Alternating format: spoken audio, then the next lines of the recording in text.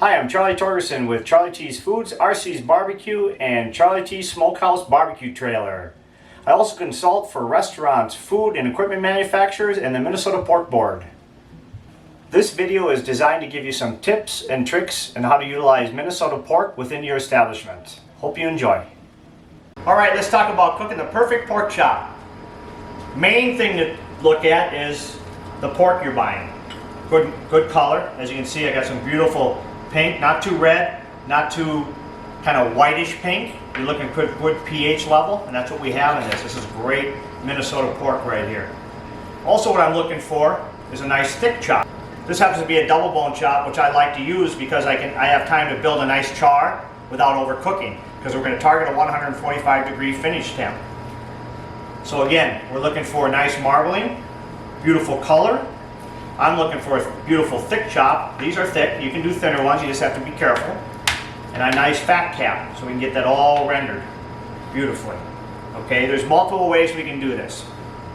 We could take this, season it, throw it in a smoker at 225 to 250, take it to about 136 degrees, pull it, and then sear it either on a grill, cast iron, saute pan, under a broiler, bring it up to 145. That's called reverse sear.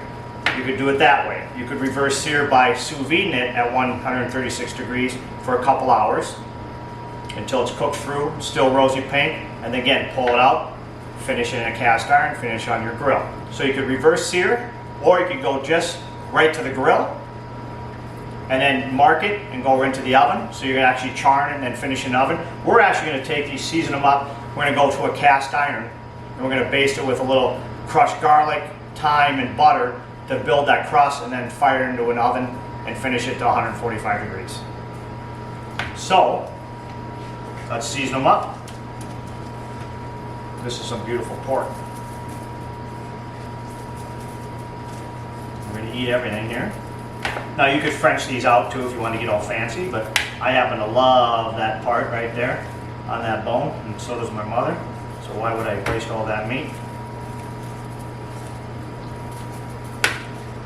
Now, if you French it out, you could save that meat for sausages and things like that, and fillings for empanadas and all that. So, we're going to eat that. Okay, ready here. And I'm giving this just a simple salt and pepper. You could use one of your favorite rubs and everything, but this is such beautiful pork, and I know where it comes from, so I'm going to let the pork shine. Just salt, pepper, beautiful pork. Little butter, little garlic, just for some essence, going to build some char. I'm not looking for any kind of grill marks or anything. People ask me sometimes, do you brine your pork? Depends on where I'm getting it. If I'm buying this great Minnesota pork like this, I don't think there's any reason to brine if you have that beautiful marbling. It does drive moisture in. You can sure do it. Maybe if you're doing a boneless loin, you might want to brine. Simple salt, sugar, water, maybe a touch of honey in there, and brine it for about 24 hours. Usually I'm kind of just cooking at home on some of my grills. I just give it a quick season, throw it on one of my smokers or my Webers throw it on one of my smokers on indirect, and then finish it on direct. So brining's up to you whether you like to do it or not. I don't think I need to on these beautiful chops. All right. We have a little bit of oil in our cast iron pan. I really like using cast iron when it comes to chops. And then what I'm going to do is just start searing. Again, you don't want this to burn, so I got it on probably low to medium. I'm going to start with that fat cap. Get that nice and going.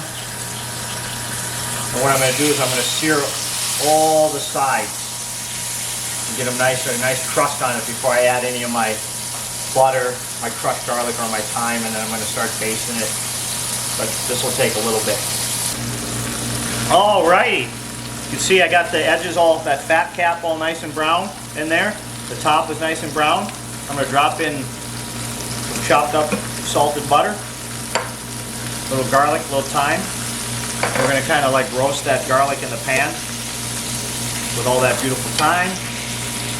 Again, keeping this, you can do whatever you like. You want to smoke these big chops with your favorite rub, put sauce on it. Again, I know the pork I'm using is beautiful Minnesota pork that's got this beautiful marbling. I'm going to let the pork shine. So simple seasonings on this. And butter. Butter and pork. And garlic. Can't beat it.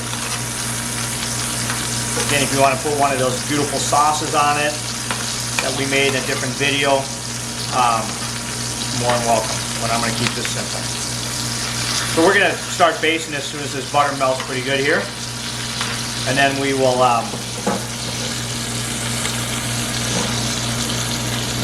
keep doing this. And then we're going to stick it in the oven and finish it to 145 degrees. Nice rosy pink. Some of that butter and that garlic roast a little bit. And that garlic is going to roast a little bit. And what I'll do is when it's in the oven, I'll come back in and baste it, flip them a little bit so it gets even cooked. Again, if you want to do a reverse sear, that way you're pink from top to bottom and then just the middle, go ahead. Sous vide them, especially at the restaurant level. Sous vide's a good way because then you can just finish them to order and they're already kind of up to temp. Nice way of doing it. Now that butter is getting nice and brown, mixing with that beautiful pork juice. Might have to eat these, just saying.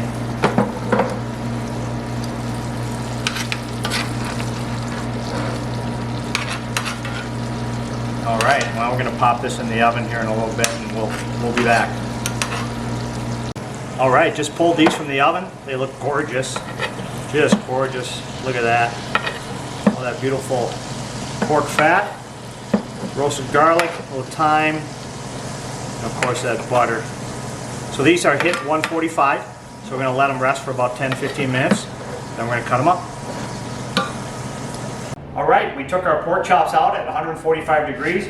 You can see that beautiful rosy pink right there. Juicy. Again, starting with the quality, great marbled Minnesota pork is key to a great pork chop. And then you see these other ones right here. Get a little some basting on there.